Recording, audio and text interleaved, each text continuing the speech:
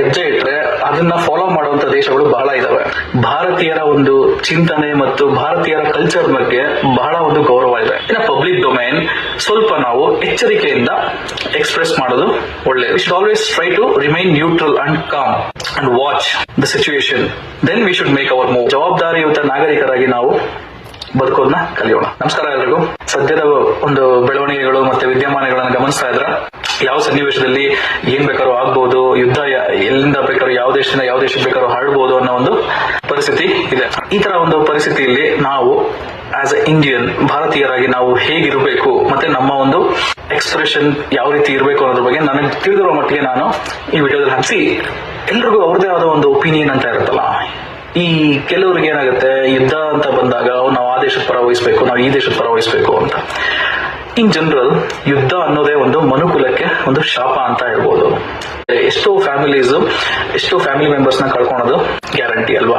ಹಾಗಾಗಿ ಯಾರು ಕೂಡ ಯುದ್ಧ ಅಂದ್ರೆ ಸಾಕು ಅದರ ಪರ ನಾವು ಇದ್ರ ವಿರೋಧ ಅಂತ ಅನ್ಕೋಬಾರ್ದು. ನಾವೆಲ್ಲರೂ ಯುದ್ಧದ ವಿರೋಧವಾಗಿ ಮಾತಾಡೋದು ಕಲಿಬೇಕು. ಯುದ್ಧ ಯಾಕೆ ಮಾಡ್ತಾ ಇದ್ದಾರೆ, ಕಾರಣ ಏನು ಅನ್ನೋದನ್ನ ತಿಳ್ಕೊಂಡ್ರೆ ಅದಕ್ಕೆ ಒಂದು ಸೊಲ್ಯೂಷನ್ ನ ಕಂಡುಹಿಡಿಯೋ ಒಂದು ಚಿಂತನೆಗೆ ನಾವು ಒಳಪಡಿಸಬೇಕು ನಮ್ಮ ಮನಸ್ಸಿ. As I said, being one of the biggest democratic nation in the world, ನಾವು ಎಷ್ಟು ಎಚ್ಚರವಾಗಿರ್ಬೇಕು ಅಂತ ಹೇಳಿದ್ರೆ, ಪ್ರಪಂಚದ ದೇಶಗಳು ಅಂದ್ರೆ ಭಾರತಕ್ಕಿಂತ ಸಣ್ಣ ಸಣ್ಣ ದೇಶಗಳಿದಾವಲ್ಲ, ಅವೆಲ್ಲ ಕೂಡ ಭಾರತದ ಮುಂದಿನ ನಡೆ ಏನು, ಭಾರತೀಯರು ಹೇಗೆ ಇದನ್ನ ಅವರ ಒಪಿನಿಯನ್ ಏನು ಅನ್ನೋದ್ರ ಬಗ್ಗೆ ಬಿಲೀವ್ ಇಟ್ ಆರ್ ನಾಟ್. ನಾವು ನಮ್ ದೇಶ ನಮ್ ಜನ ನಾವು ಏನ್ ಇಂಡಿಯಾ ಬಿಡು, ಏನಿಲ್ಲ ಸೂಪರ್ ಹೀರೋ ಏನೆಲ್ಲ ಬಿಡು ಅಂತ ನಾವು ಉಡಾಫೆ ಮಾತಾಡ್ಬೋದು. ಅವರೆಲ್ಲರೂ ಭಾರತದ ಮುಂದಿನ ಹೆಜ್ಜೆ ಏನು ಅನ್ನೋದ್ರ ಬಗ್ಗೆ ಕಾಯ್ತಾ ಇದ್ದಾರೆ.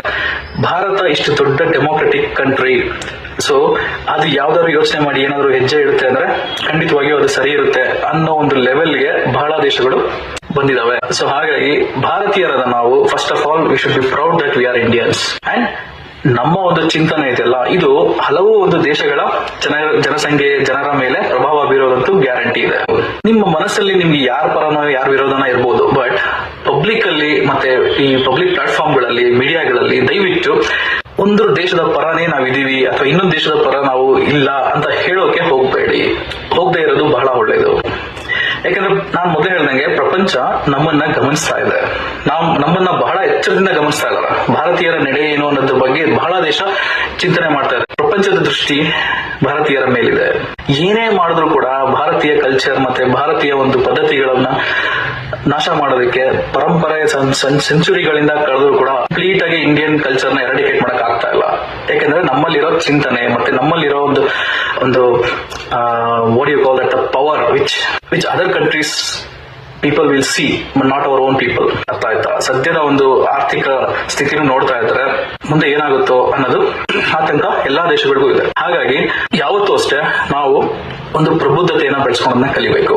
And very important, please be neutral. And as long as our country leaders are able to manage the situation, ನಾವು as a citizens we should always abide by our nation and its rules.